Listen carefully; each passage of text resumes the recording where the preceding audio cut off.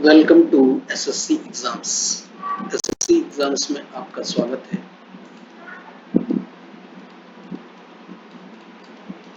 चलिए आज हिस्ट्री को आगे कंटिन्यू करते हैं।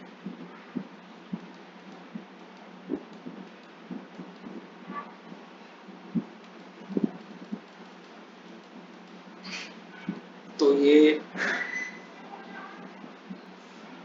यहाँ से पढ़ेंगे अतीत के बारे में कैसे जानें। अतीत की जानकारी हम कई तरह से प्राप्त कर सकते हैं। इनमें से एक तरीका अतीत में लिखी गई पुस्तकों को ढूंढना और पढ़ना है। ये पुस्तकें हाथ से लिखी होने के कारण पांडुलिपि कही जाती हैं।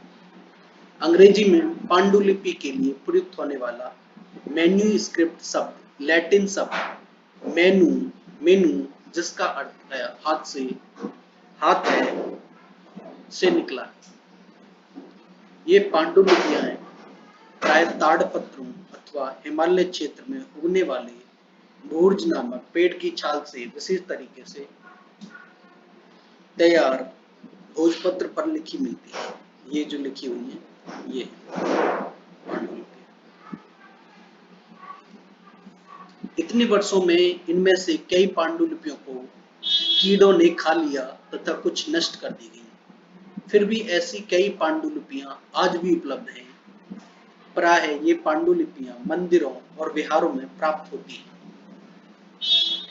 इन पुस्तकों में धार्मिक मान्यताओं में व्यवहारों, राजाओं के जीवन, औषधियों तथा विज्ञान आदि सभी प्रकार के विषयों की चर्चा मिलती है।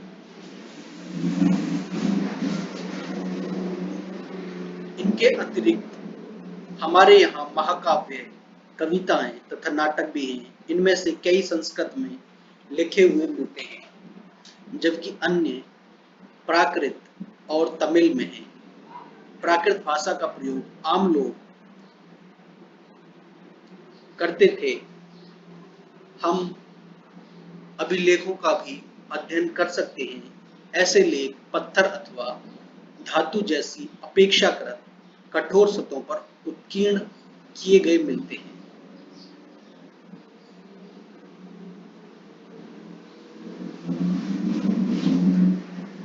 कभी कभी शासक अथवा अन्य लोग अपने आदेशों को इस तरह उत्कीर्ण करवाते थे ताकि लोग उन्हें देख सकें, पढ़ सकें तथा उनका पालन कर सकें। पत्थर पे उत्कीर्ण अगर राजा करवा दिया, अगर गलत करवाएगा तो क्या होगा कि इसको फोड़ दिया जाएगा, लोग इसको तोड़ फोड़ कर देंगे। इसलिए जो भी लिखेगा वो सत्य लिखेगा, असत्य नहीं लिख सकता। कुछ अन्य प्रकार के अभिलेख भी मिलते हैं जिनमें राजाओं तथा रानियों सहित अन्य स्त्री पुरुषों ने भी अपने कार्यों के विवरण उत्कीर्ण करवाए हैं। उदाहरण के लिए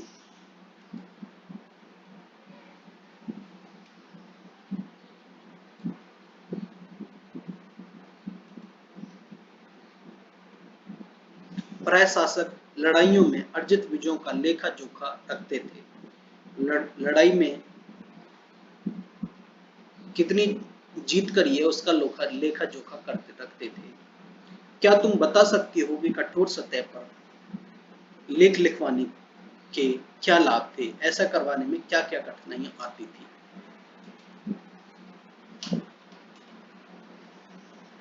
अगर पत्थर पे लिखा हुआ है तो कोई भी व्यक्ति पढ़ सकता है उसको, और कठिनाई होती है इस पे पत्थर पे लिखना बहुत मुश्किल होता है। इसमें पेन से तो आराम से लिख देते हैं, लेकिन इस पे पेन इसको छैनी से लिखना पड़ेगा। इसके अतिरिक्त अन्य कई वस्तुएं अतीत में बनी और प्रयोग में लाई जाती थी। ऐसी वस्तुओं का अध्ययन करने वाला व्यक्ति पुरातत्वविद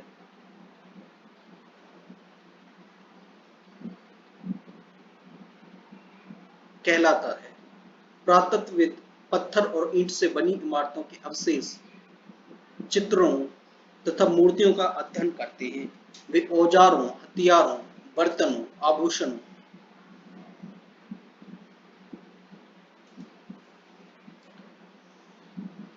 बाएं, एक प्राचीन नगर से प्राप्त पात्र इस तरह के पात्रों का प्रयोग 4700 वर्ष पूर्व में होता था।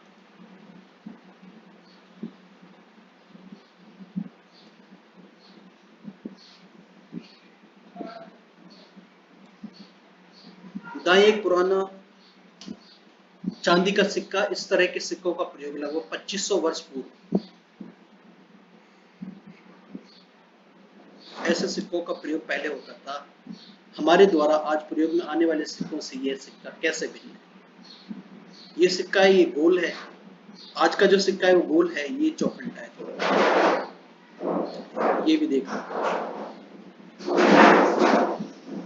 वे औजारों, हथियारों, बर्तनों, आभूषणों तथा सिक्कों की प्राप्ति के लिए छानबीन तथा खुदाई भी करते हैं। इनमें से कुछ वस्तुएं पत्थर की, पकी मिट्टी तथा कुछ धातु की बनी हो सकती हैं। ऐसे तत्व कठोर तथा जल्दी नष्ट न होने वाले होते हैं।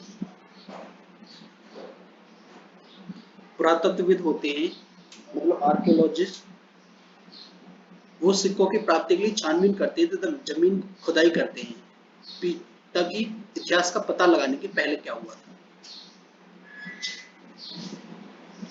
पुरातत्वविद जानवरों, चिड़ियाओं तथा मछलियों की हड्डी भी ढूंढते हैं। इससे उन्हें यह जानने में भी मदद मिलती है कि अतीत में लोग क्या खाते थे। वनस्पतियों के अवशेष बहुत मुश्किल से बच पाते हैं।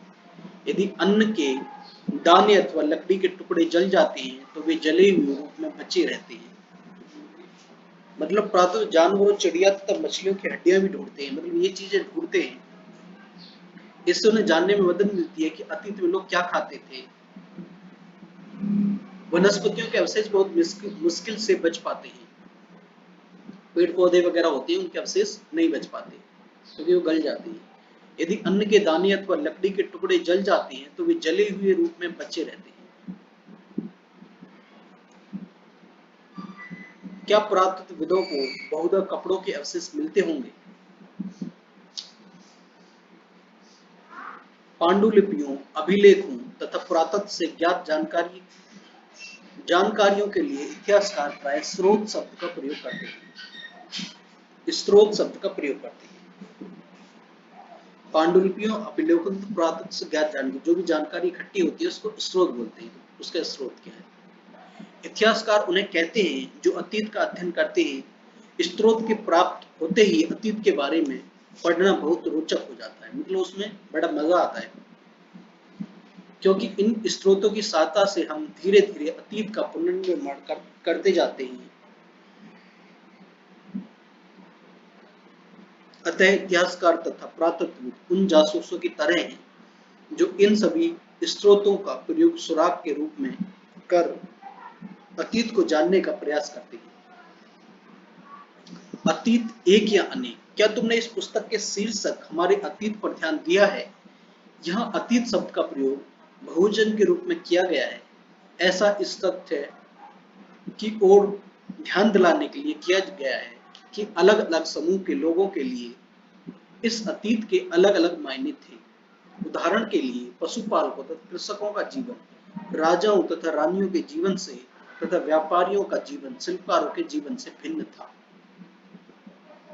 जैसा कि हम आज देखते हैं कि उस समय भी देश के अलग अलग हिस्सों में लोग अलग अलग व्यवहारों, रीति रिवाजों का पालन करते हैं। आज भी देखते हैं कि हमारे देश में भी अलग अलग रिवाज हैं, हर जगह अलग अलग रिवाज है। उदाहरण के लिए आज अंडमान द्वीप के अधिकांश लोग अपना भोजन मछलियां पकड़कर, शिकार करके तथा फल फूल के संग्रह द्वारा प्राप्त करते हैं। इसके विपरीत शहरों में रहने वाले लोग खाद्य आपूर्ति के लिए अन्य व्यक्तियों पर निर्भर करते हैं। इस तरह के भेद अतीत में भी विद्यमान थे। So thank you for watching this video. Please do like, comment, share and subscribe my YouTube channel.